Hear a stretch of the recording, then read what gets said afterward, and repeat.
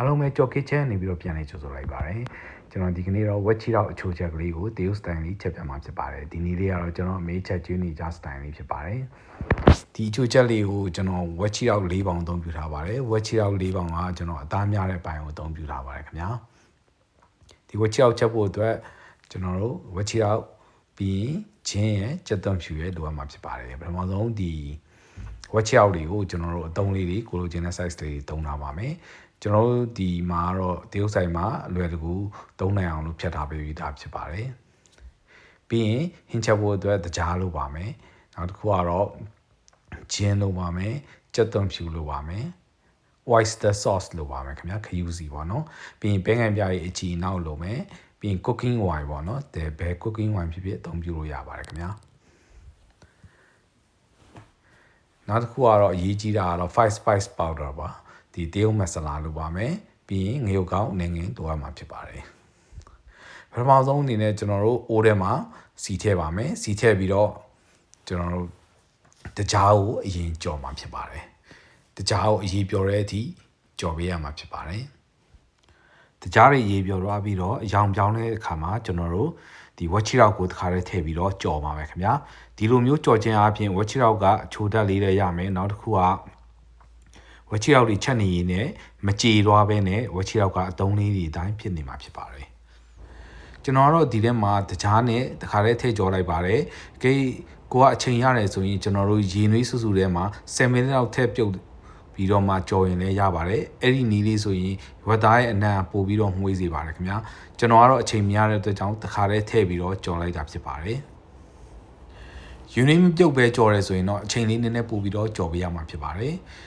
ကျွန်တော်တို့ကြော်တဲ့အချိန်ကတော့5မိနစ်လောက်ကြာလိုက်ပါလေကျွန်တော်ကတော့တေးသေးချာချာလေးကြော်ပေးရမယ်ပြီးရင်အပေါ်ကအရေခွန်လေးတင်းလာတဲ့အထိပေါ့နော်ကြော်ပေးရမှာဖြစ်ပါတယ်အဲ့လိုမျိုးရေခွန်လေးတွေလည်းတင်းလာပြီးရောင်လည်းပြောင်းလာပြီဆိုရင်ကျွန်တော်တို့ဂျင်းနဲ့ကြက်သွန်ဖြူကိုထည့်ပေးပါမယ်ခင်ဗျာကြက်သွန်ဖြူကတော့ကျွန်တော်ဒီထဲမှာကြိတ်ထားတာစင်တင်းချီလို့ထည့်လိုက်ပါတယ်အကယ်မကြိတ်ထားတဲ့ဒီအလုံးလိုက်ထည့်ခြင်းလည်းထည့်လို့ရပါတယ်ဒါမိမိစိတ်ကြိုက်ပြုလုပ်လို့ရပါတယ်ပြီးရင်ကျွန်တော်တို့ရှောင်းရှင်း cooking wine ထည့်ပါမယ် cooking wine လေးကိုနည်းငယ်ပို့ထည့်ပေးပါခင်ဗျာအရက်နံ့ကတော့မရပါဘူးသူကသူရှင်းချက်နေရင်လည်းဒီအရက်နံ့တွေကအကုန်လုံးပျောက်သွားပါမယ်ပြီးတော့ဒီရက်ထည့်ခြင်းအပြင်ကျွန်တော်တို့ဒီဝက်ချီရောက်ကိုချက်တဲ့အခါမှာပို့ပြီးတော့အနံ့ရတာကိုပို့ပြီးတော့ကောင်းသေးပါတယ်ကျွန်တော်တို့ cooking wine ကိုတော့ဒီဇွန်းကြီးကြီးနဲ့ပေါ့နော်4-5ဇွန်းလောက်အနည်းဆုံးထည့်ပေးရပါမယ်ခင်ဗျာ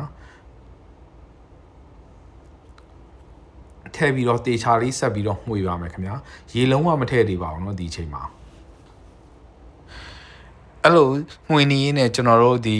cooking wine ရဲ့အနံ့မှုေးပြီးတော့တက်လာပါမယ်အဲ့ဒီအချိန်မှာကျွန်တော်တို့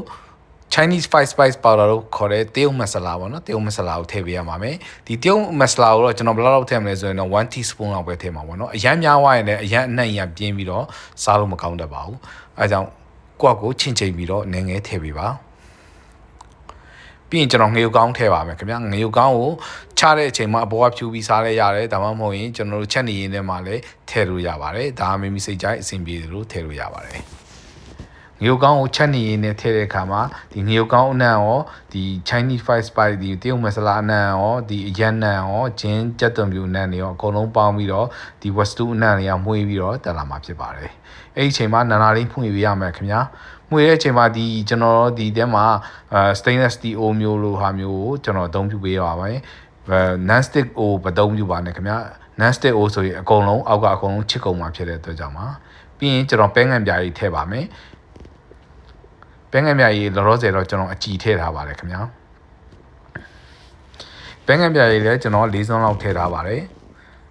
ပြီးရင် oyster sauce ပေါ့နော် oyster sauce QC ကိုလည်းကျွန်တော်အသုံးပြုပါမယ် QC ကိုလည်းအနည်းငယ်ထည့်ပေးရပါမယ်အနည်းဆုံး3-4စွန်းလောက်ထည့်ပေးရပါမယ်ခင်ဗျာအကယ်၍အငံကိုရှော့ကျင်နေဆိုရင်တော့အငံကိုရှော့ပေးပါဒါကတော့မိမိစိတ်ကြိုက်ကျွန်တော်တို့ကိုအချိုးငံကတော့ချစ်ချိန်ပြီးထည့်ရမှာဖြစ်ပါတယ်ငွေနေနဲ့ကျွန်တော်ပဲငံပြားကြီးအနောက်ပေါ့နော်အဲ့ဒါကိုအနည်းငယ်ထည့်ပေးပါမယ်ဒီဟာ1 teaspoon လောက်ပဲထည့်ပေးပါမယ်ခင်ဗျာအကယ်၍ပဲငံပြားကြီးအနောက်မရှိလဲမထည့်လို့ရပါတယ်ဒါကတော့အယောင်အတွက်လိုချင်လို့ထည့်တာဖြစ်ပါတယ်အကယ်၍ကိုကတကြားကိုနည်းနည်းတူးတူးလေးကြော်ပြီးတော့ထည့်ရဆိုရင်ကျွန်တော်တို့ဒီပဲငံပြားကြီးအနောက်မထည့်တဲ့ဒီ ဒီဝက်ချီရောက်ရဲ့အယောင်လေးကလှနေမှာဖြစ်ပါတယ်ကျွန်တော်ကတော့အယောင်နည်းနည်းရင်းရင်လေးလိုချင်တဲ့အတွက်ကြောင့်ကျွန်တော်ပန်းငယ်ပိုင်းအနောက်ကိုနည်းငယ်ထည့်ထည့်လိုက်တာဖြစ်ပါတယ်ပြီးရင်တေချာလေးဆက်မွေပြီးတော့ကျွန်တော်တို့ဝတ်သားတဲ့ကထွက်လာတဲ့အရည်တွေအားလုံးကုန်ခန်းသွားတဲ့အထိကျွန်တော်တို့တေချာမှွေပြီးတော့ချက်ပြီးနေရမှာဖြစ်ပါတယ်ဒီလိုမျိုးချက်နေရင်းနဲ့ဝတ်သားတွေကထွက်လာတဲ့ရေတွေအကုန်ခုံဟန်းသွားပြီဆိုရင်အနံ့လေးကလည်းမှုေးလာပြီအဲ့ချိန်ကျရင်ကျွန်တော်တို့ရေထည့်ပေးပါမယ်ရေကိုဝတ်သားနူးတဲ့အထိကျွန်တော်တို့ညှုံလေးထည့်ပြီးတော့အရင်တည်ပါမယ်အကရင်မနူးသေးဘူးဆိုရင်ထပ်ထည့်ပါမယ်ခင်ဗျာဒီဟင်းချက်ဒီကဒီ WhatsApp ပြုတ်လိုပုံစံမျိုးဒီအရင်အများကြီးနဲ့တောက်တာမဟုတ်ဘူးပေါ့နော်ကျွန်တော်တို့ကဒီအရင်နည်းနည်းလေးနဲ့ဒီထမင်းနဲ့စမ်းစားတဲ့ပုံစံမျိုးချက်တဲ့အတွက်ကြောင့်ကျွန်တော်ရေတွေကိုအများကြီးတစ်ခါလေးမထည့်ထားပါဘူးဖြည်းဖြည်းချင်းစီပဲကျွန်တော်လိုတဲ့လောက်ကိုထည့်ပြီးတော့အသုံးပြုမှာဖြစ်ပါတယ်ကျွန်တော်တို့ချက်နေရင်းနဲ့ကြည့်လိုက်မယ်ရေလင်းနဲ့လိုတယ်ဆိုရင်တင်းနဲ့ထပ်ထည့်မယ်ပေါ့နော်အဲ့လိုမျိုးဝတ်သားနူးတဲ့အထိရေကိုဖြည်းဖြည်းချင်းစီထည့်ပြီးတော့ချက်လိုက်ပြလိုက်လုံးမှာဖြစ်ပါတယ်ကျွန်တော်တို့မီးကိုအရင်အပြင်းမလုပ်ပါနဲ့မီးကိုကျွန်တော်တို့မီဒီယမ်လောက်ပဲထားပြီးတော့ချက်ပေးရမှာဖြစ်ပါတယ်ခင်ဗျာအနည်းဆုံးတစ်နာရီလောက်ချက်ပေးရမှာဖြစ်ပါတယ်ခင်ဗျာအခုဆိုရင်ရေလေးကလည်းကိုလိုချင်တဲ့အနေထားရပြီဝက်ချီရောက်လေးလည်းအကုန်လုံးနူးနေပြီဖြစ်တဲ့အတွက်ကြောင့်စားဖို့အတွက်အဆင်သင့်ဖြစ်ပါပြီခင်ဗျာဒီဟင်းလေးကအရန်ကိုသမင်းမြင်နေတဲ့ဟင်းလေးတစ်ခွက်လည်းဖြစ်ပါတယ်လွယ်ကူအိမ်မှာလည်းချက်စားနိုင်တဲ့ဟင်းလေးတစ်ခုဖြစ်ပါတယ်ချက်တော်မိန်လေးငူကောင်းလေးဖြူပြီးရင်တော့ရန်ကိုရတာရှိတဲ့ဝက်ချီရောက်ဟင်းလေးရရှိပြီဖြစ်ပါတယ်ကျွန်တော်ရဲ့ဗီဒီယိုလေးကိုဆုံးဖြတ်ကြည့်ရှုပေးတဲ့ငွေကြေးအားလုံးကိုကျေးဇူးထူးပဲတင်ရှိပါတယ်ခင်ဗျာ